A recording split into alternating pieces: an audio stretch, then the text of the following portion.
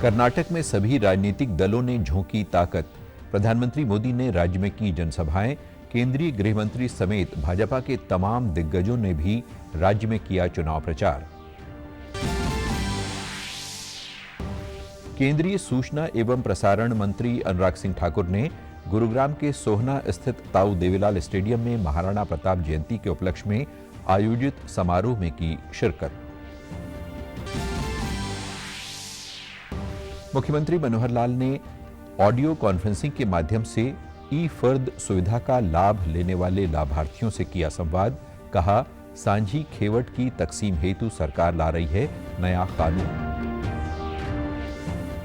और उप मुख्यमंत्री दुष्यंत चौटाला ने आज महेंद्रगढ़ जिले के गहली गांव में 150 करोड़ रुपए की विभिन्न परियोजनाओं का किया शिलान्यास और उद्घाटन। नमस्कार, मैं आशुतोष मिश्रा। अब समाचार विस्तार से। कर्नाटक में चुनाव प्रचार अभियान अंतिम चरण में पहुंच गया है। राजनीतिक दलों के नेता लगातार रैलियां और रोड शो कर रहे हैं। प्रधानमंत्री नरेंद्र मोदी ने आज बेंगलुरु में रोड शो किया। उन्होंने केंपेगौड़ा स्टैच्यू से ट्रिनिटी सर्कल तक रोड शो किया, जिसमें लाखों लोगों ने फूल बरसाकर प्रधानमंत्री का स्वागत किया। रोड शो के अलावा पीएम ने राज्य में कई चुनावी जनसभाएं भी की। वहीं केंद्रीय गृह मंत्री अमित शाह ने बेलगावी में रोड शो किया। शिमोगा में जनसभा को संबोधित करते हुए प्रधानमंत्री ने कहा कि वे यहां के लोगों का उत्साह देखकर गदगद हैं। उन्होंने कर्नाटक के सुपारी किसानों के लिए कई हितकारी योजनाओं का भी जिक्र किया। उपजाऊ क्षेत्रों में से एक है। यहां जिस प्रकार फसलों की वैरायटी, क्रॉप की वैरायटी पाई जाती है, वो इस क्षेत्र को एग्रीकल्चर हब के रूप में पहचान देता है। केंद्रीय खेल मंत्री अनुराग सिंह ठाकुर ने आज गुरुग्राम के सोहना स्थित ताऊ देवीलाल स्टेडियम में महाराणा प्रताप जयंती के उपलक्ष्य में आयोजित समारोह में शिरकत की। इस अवसर पर केंद्रीय राज्य मंत्री कृष्णपाल गुर्जर, भाजपा प्रदेशाध्यक्ष ओम प्रकाश धनखड़ सहित तमाम गणमान्य लोग मौजूद थे।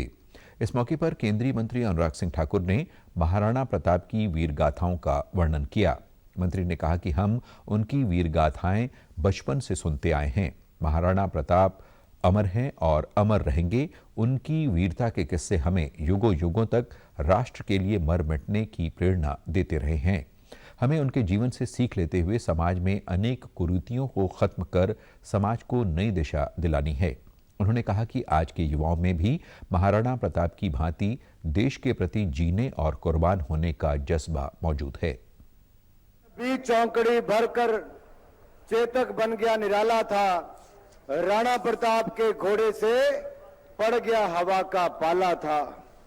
तब से उत्सुकता रहती थी कि आखिर इतना वीर वो कौन था, जिसका चेतक ही इतना वीर था, तो उसकी सवारी करने वाला वो महावीर कौन था? वो कोई और नहीं, वो महाराणा प्रताप ही थे। मेरे भाई और बहनों, आज भी युवाओं में देश के प्रति जीने और देश के प्रति कुर्बान होने का जज्बा आज भी है। जब हम कलकत्ता से चले थे तो चंद हजार युवा थे। जब कश्मीर के बॉर्डर पर घुसे तो लाखों की तादाद में तिरंगा हाथ में लिए हुए नौजवान लाल चौक पर तिरंगा झंडा फहराने के लिए आगे बढ़े। मुख्यमंत्री मनोहर लाल ने कल चंडीगढ़ से ऑडियो कॉन्फ्रेंसिंग के माध्यम से ई फर्द सुविधा का लाभ उठाने वाले लाभार्थियों से सीधा संवाद किया। लाभार्थियों ने मुख्यमंत्री का आभार व्यक्त करते हुए कहा कि सरकार ने ई फर्द प्रणाली लागू करके आमजन को बड़ी राहत दी है, क्योंकि पहले फर्द प्राप्त करने के लिए पटवारियों के चक्कर काटने पड़ते थे, लेकिन अब ये काम घर बैठे ही हो जाता है। सीएम ने कहा कि पिछले 4 माह में लगभग 10,000 लोगों ने डिजिटल हस्ताक्षर युक्त ई फर्द ऑनलाइन डाउनलोड की है। उन्होंने कहा कि एक फर्द के लिए सर्विस चार्ज मात्र 100 रुपए है। पहले इसके लिए दलाल कमीशन लिया करते थे, लेकिन अब ऐसे दलालों से मुक्ति मिली है और इस प्रकार के काम घर बैठे हो रहे हैं। ताकि इससे पहले जो फर्द पर हम पटवारियों से साइन कराते थे और पटवारी के चक्कर काटने पड़ते थे, बहुत समय लगता था, बहुत पैसा भी उसमें लगता था, वो हमें कैसे सुविधाजनक अपने आप साइन की हुई फर्द ये हमें मिलनी शुरू हो जाए। और मुझे खुशी है इस बात की कि पिछले 4 महीने में लगभग 10,000 किसानों ने अपनी फर्द अर्थात ज़मीन का अपना प्रमाण कि ये ज़मीन मेरी है, इस नाते से उन्होंने इसका उपयोग किया है। तो खर्च के नाम से भी हमसे 100 रुपया तो एक फीस ली जाती है और साथ में प्रति खेवट, पहले खेवट पर 10 रुपये और अगला उसके बाद हर खेवट के ऊपर 5 रुपये, मात्र इतनी सी फीस देनी पड़ती है। मुख्यमंत्री ने कहा कि पारिवारिक जमीनों के झगड़ों से निपटान के लिए सांझी खेवट की तकसीम हेतु प्रदेश सरकार नया कानून ला रही है। इस कदम से लोगों को मदद मिलेगी और अदालतों में लंबे समय तक चलने वाले जमीनी झगड़ों से भी निजात मिलेगी। इसमें मुझे भी एक बल मिला है कि इस चीज़ में जहाँ कहीं कोई छोटी मोटी लोगों की शंकाएं थी तो शंकाएं दूर हो गई, मेरी भी शंका दूर, और इसको जल्दी हम करेंगे, पार्टीशन का एक्ट लेके आएंगे। कोई एक व्यक्ति भी सांझी खेवट में अपनी खेवट को अलग करना चाहता है तो उसको सुविधा मिलेगी, और बाकी लोग इकट्ठा रखना चाहें तो इकट्ठे रखें, सभी अलग अलग करने चाहें तो अलग अलग करके भी उसको एक जगह पर अपना उपयोग कर सकते हैं। सारे मिल करके उस खेती को जोत सकते हैं, सांझी खेती रख सकते हैं, कोई दिक्कत थोड़ी आती है। मुख्यमंत्री मनोहर लाल ने कल चंडीगढ़ में सीएम घोषणाओं के क्रियान्वयन की समीक्षा हेतु प्रशासनिक सचिवों के साथ बैठक की। इसमें मुख्यमंत्री ने चिकित्सा शिक्षा एवं अनुसंधान, कृषि एवं किसान कल्याण, राजस्व एवं आपदा प्रबंधन, स्कूल शिक्षा, लोक निर्माण, विकास एवं पंचायत, सिंचाई, खेल विभाग और शहरी स्थानीय निकाय विभागों की परियोजनाओं की समीक्षा की। मुख्यमंत्री ने प्रशासनिक सचिवों को निर्देश देते हुए कहा कि 2020 तक की लंबित घोषणाओं को इस वर्ष में ही पूरा करने का काम करें ताकि आम जनता को इन परियोजनाओं का लाभ तुरंत मिल सके। इसके अलावा 2021 और 2022 की परियोजनाओं के क्रियान्वयन में भी तेजी लाई जाए। बैठक के दौरान बताया गया कि 2014 से 2023 तक कुल 9,962 सीएम घोषणाएं की गई हैं, जिनमें से 6,555 घोषणाओं पर काम पूरा हो चुका है, जबकि 1,179 अभी प्रगति पर हैं। सीएम ने 2015 में पुन्हाना में बनने वाले वेयर हाउस के क्रियान्वयन में हुई देरी पर एक कमेटी बनाकर मामले की जांच करने के आदेश दिए।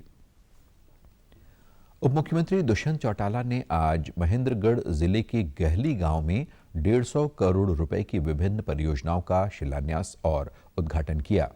इस मौके पर उन्होंने कहा कि ग्रामीण अंचल को विजन देना हमारा मुख्य उद्देश्य है। गांवों में विकास कार्य करवाने के लिए जमीन की रजिस्ट्री पर मिलने वाला 2% सेस पंचायतों को दिया जा रहा है। वहीं दुष्यंत चौटाला ने लोकसभा और विधानसभा चुनाव एक साथ करवाए जाने पर कहा कि अगर एक साथ चुनाव होते हैं तो काफी खर्च बचेंगे और हमारी पार्टी इसके लिए पूरी तरह से तैयार है।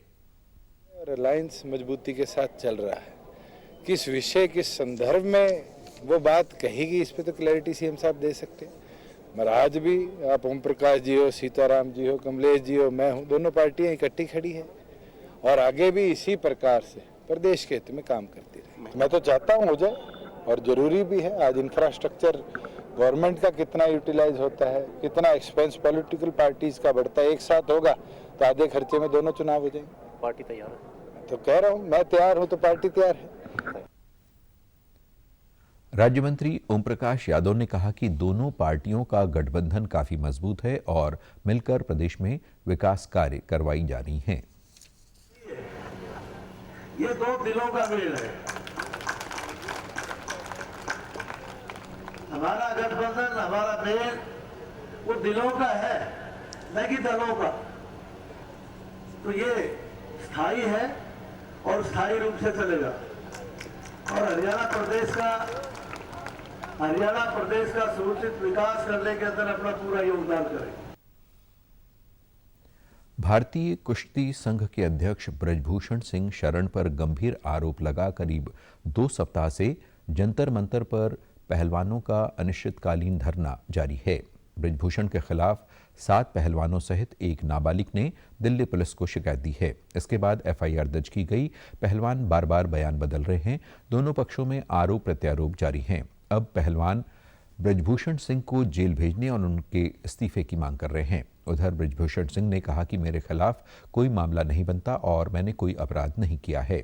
ये मामला पहली बार जनवरी में शुरू हुआ था, जब पहलवानों ने ब्रिजभूषण सिंह के खिलाफ धरना दिया था। तब खेल मंत्रालय ने उनके खिलाफ जांच की बात कही थी। इसके बाद पहलवानों ने धरना खत्म कर दिया था। उस समय WFII के अध्यक्ष का बयान आया था कि नियमों में बदलाव की वजह से पहलवान धरना प्रदर्शन कर रहे हैं।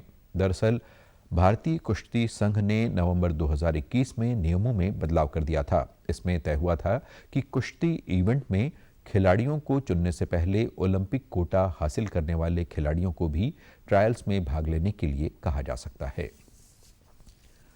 दुनिया में मौत का कहर बरपाने वाले कोरोना वायरस को लेकर एक बड़ी राहत भरी खबर आई है। विश्व स्वास्थ्य संगठन ने कोविड को लेकर बड़ा ऐलान करते हुए कहा कि कोविड-19 अब वैश्विक स्वास्थ्य आपातकाल नहीं रहा। कभी न खत्म होने वाले लॉकडाउन, दुनिया भर की अर्थव्यवस्था में गिरावट और कम से कम 70 लाख लोगों की जान लेने वाली ये महामारी अब वैश्विक स्वास्थ्य आपातकाल नहीं रही। WHO के निदेशक ने कहा कि विश्व स्वास्थ्य संगठन की स्वतंत्र आपातकालीन समिति ने कोविड मामले पर अपनी 15वीं बैठक में इस बात पर मुहर लगाई कि अब ये बीमारी उतनी खतरनाक नहीं रही। हालांकि इसका मतलब ये नहीं है कि वैश्विक स्वास्थ्य के लिए यह खतरा नहीं रह गई है। निजी क्षेत्र में देश की पहली ड्रोन स्प्रे यूनिट शुरू हो चुकी है। एक साथ 14 ड्रोन खरीदने वाले पानीपत निवासी किसान हवा सिंह ने देश के पहले केंद्र की विधिवत शुरुआत की। उन्होंने घरौंडा में किसानों को किराए पर ड्रोन उपलब्ध करवाने का केंद्र स्थापित किया है। यहां से अब किसानों को छिड़काव के लिए 500 रुपये प्रति एकड़ के हिसाब से ड्रोन उपलब्ध होंगे। DGCA के सर्टिफाइड इंस्ट्रक्टर और उद्यान विभाग के उप निदेशक डॉक्टर सत्येंद्र यादव ने बताया कि खेती के साथ साथ उद्योग, बाजारों में ड्रोन का इस्तेमाल तेजी के साथ बढ़ रहा है। इसकी जानकारी किसान सहित जन सामान्य को होना आवश्यक है।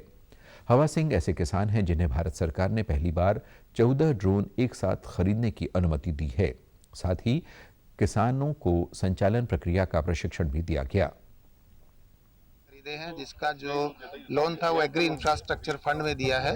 तो एग्री इंफ्रास्ट्रक्चर फंड में कोई भी नवयुवक या कोई भी किसान 2 करोड़ रुपए तक का लोन ले सकता है। तो स्टेट बैंक ऑफ इंडिया ने इस लोन को पहली बार, हरियाणा का पहला किसान है जिसको ये लोन स्पॉन्सर हुआ है। तो 14 ड्रोन इन्होंने खरीदे हैं। इनका मुख्य उद्देश्य है किसानों को ड्रोन के द्वारा स्प्रे की सर्विसेज को प्रदान करना है। तो ड्रोन जो है वो कई सारे जगह इस्तेमाल होता है, खासकर खेती की अगर हम बात करें तो स्प्रेइंग के अंदर सबसे बड़ा इसका अहम रोल है। बाकी सर्वे में इसका इस्तेमाल किया जा सकता है।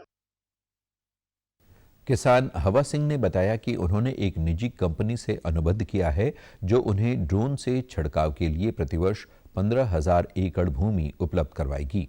उन्होंने कहा कि मेरा मुख्य उद्देश्य व्यवसाय करना नहीं बल्कि किसानों को सस्ते में सुविधाएं मुहैया करवाना है। एक ड्रोन 7 मिनट में 1 एकड़ में स्प्रे करेगा। करूंगा इसमें नो डाउट, जैसे मेरे कृषि साइंटिस्टों ने बताया है कि इससे किसान की आय में बढ़ोतरी हुई है। और सिजेंटा कंपनी है जो जिसने मेरे साथ भी एग्रीमेंट किया है, वो 1500 पर एकड़ पर ईयर एक ड्रोन पे मेरे को काम भी दिया है। उसमें श्री आयोटेक के जो CMD हैं दीपक भारद्वाज जी और उनके जो जीजा जी हैं अनूप जी, उन्होंने इसके अंदर सबसे बड़ी भूमिका निभाई है। सूचना एवं प्रसारण मंत्रालय ने नेटफ्लिक्स के सहयोग से आज आज़ादी का अमृत महोत्सव समारोह को चिन्हित करने के लिए लघु वीडियो की दूसरी श्रृंखला तैयार की है। यह श्रृंखला भारत के उन स्वतंत्रता सेनानियों की कहानियों को प्रकाश में लाती है जिन्होंने 1857 के प्रथम स्वतंत्रता संग्राम के दौरान बलिदान दिया था। इन फिल्मों को सूचना एवं प्रसारण मंत्री द्वारा नवंबर 2020 में 53वें इसी महोत्सव के दौरान लॉन्च किया गया था। आज हम देखेंगे मंगल पांडे की वीरता की कहानी, जिन्होंने आज़ादी की पहली क्रांति में अंग्रेजों से लोहा लिया था। आजाद हिंदुस्तान के सपने ने जन्म लिया। आइए जाने उन वीरों के बारे में जिन्होंने स्वतंत्रता की नींव रखकर इतिहास रच दिया। बहुत समय पहले थे ईस्ट इंडिया कंपनी के एक जाबाज सिपाही, नाम था मंगल पांडे उनका। थी स्वतंत्रता संग्राम की आग जलाई। 22 वर्ष की आयु में ही हुए वो ब्रिटिश फौज में दाखिल। देख स्वार्थी अंग्रेजों को ठाना आजादी करनी है हासिल। दुख भर गया था हृदय में और मन में था गुस्सा। हिल गया ब्रिटिश राज जब हुआ ये महान किस्सा। जानवरों की चर्बी से निर्मित आई एक नई कारतूस सैनिकों की धार्मिक भावनाओं को पहुंची ठेस। देख अंग्रेजों की ये करतूत। विद्रोह का बिगुल बजा दिया मंगल ने, कारतूस को किया इनकार। हाजिर हुए देश की सेवा में और लगाई क्रांति की ललकार। क्रोधित हुए अंग्रेजी अफसर, दिया मंगल की वर्दी और हथियार छीनने का आदेश। उन्हें मौत के घाट उतार दिया मंगल ने और दिया हर भारतीय को ये संदेश, जागो उठो, हे भारत माता ने पुकारा। देख ऐसा जुनून, राजा रजवाड़े सैनिक मजदूर सब में भड़क उठा अंगारा। भयभीत ब्रिटिश सरकार ने चलाया मंगल पर मुकदमा कठोर। मिली सजा फांसी की, लेकिन अब हर जगह मच गया क्रांति का शोर। प्राण त्यागे मातृभूमि के लिए, एक अकेले थे वो हजारों अंग्रेजों पर भारी। मंगल पांडे के साहस की मिसाल से हमेशा जलती रहेगी देशभक्ति की चिंगारी। आजादी की अमृत कहानियां सूचना एवं प्रसारण मंत्रालय और नेटफ्लिक्स द्वारा प्रस्तुत। समाचारों में आज इतना ही। नमस्कार।